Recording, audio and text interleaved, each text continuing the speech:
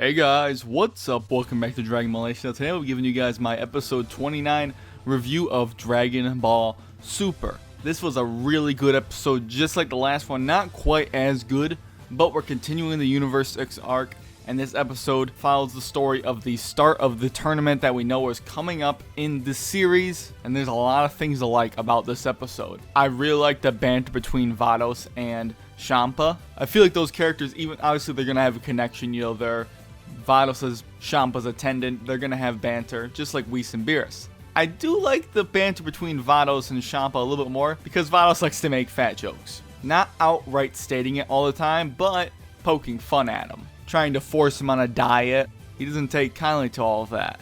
And I like how we get to see how the ring for this tournament coming up is made when they go into some planet that has no life, no atmosphere. They have to create their own atmosphere barrier. But they cut up a piece of this planet, which you guys saw if you watched the episode. And I liked all the crafting of the tournament ring, really. All the food stands, the little pictures, and I liked when Champa said, "Oh, I'm more handsome than that" on his picture, and I'm not as fat.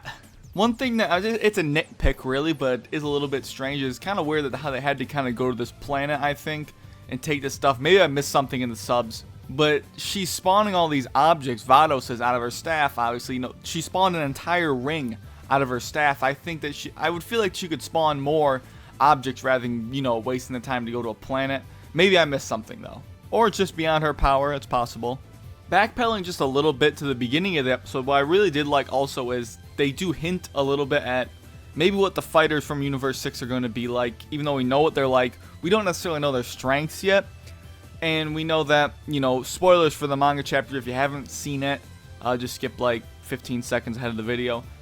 Champa did underestimate Beerus' Saiyans. He kind of does make a little bit of note. He seems like he underestimates Goku, judging Goku kind of quick. So it's kind of like a little bit of foreshadowing maybe how those characters are going to be in the arc coming up. So we'll see how all that plays out. Champa really shows off that he's pretty naive, especially for someone so powerful. And I've said before, I'm definitely going to like his character. Bulma summoned Shenron in the episode. You guys saw that? I like that part. I like how Shenron's always afraid of Beerus. It's really interesting to see Shenron like that. And what I really enjoyed, because his power really doesn't stretch across universes, which is something that I talked to Quaman's Land about, and I believe some other of my friends. But it's interesting because his power doesn't really seem to stretch across even our universe, really. And obviously not beyond those universes, which is something I thought I wouldn't think it would stretch that far. The universe is so huge. But what I really like, because they didn't have a wish, really, besides wanting to know where the Super Dragon Ball was. I like that Beerus says, "Go away, that's my wish." And then he just goes, he leaves.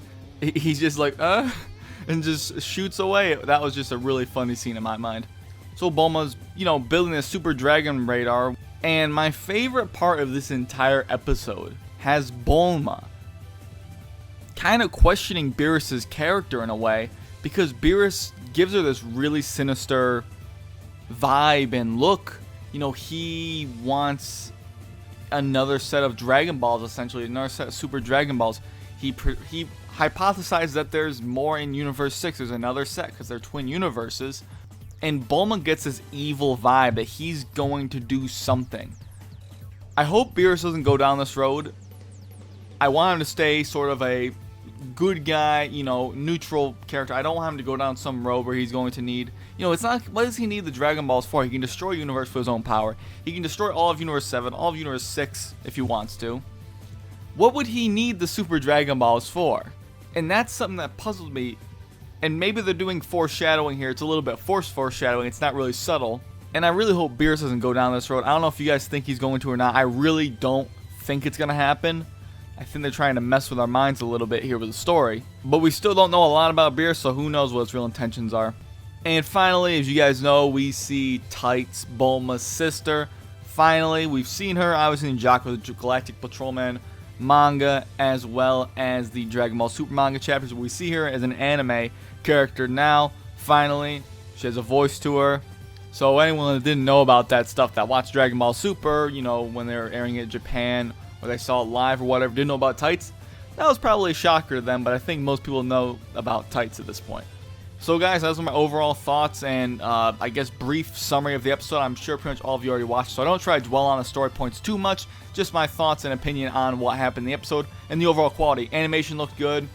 Character dialogue was fantastic. And I do think the budget for Super is increasing with this new arc, hopefully, especially because of Toriyama's influence. You know, he was very displeased with the animation in the last 2 arcs. He went up to Toei about that. Hopefully they are respecting his work and really cranking down on it. But Toei has really slacked off on a lot of things in the past. But maybe a lot of, manga creators and directors of anime don't go to Toei like Toriyama has. I don't know how that works. I do think the animation is increasing, definitely. But we've only seen 2 episodes of this arc. One thing to mention is when the Super Dragon Balls are first coming in through this episode. I don't know if you guys caught it. When they first get introduced, not the next scene, because they look like they're drawn on the background there. But in the opening part where they're actually introduced when they're behind Vados, it almost looks like they're 3D, 3D, the CGI was used almost. We haven't really seen that in Super at all yet. Hopefully that's a sign animation's improving. It looks CG to me, like a mild CG effect. It could be just, my own head playing tricks on me. But those are my thoughts on the episode, guys. Let me know what you guys think of this down below. And what could you honestly think about what Beerus could possibly want with those Super Dragon Balls? I can grant any wish. I want to know what you guys think of that, because I can't really think of anything. But I hope you guys enjoyed this video. Thanks for watching, and I'll catch you later.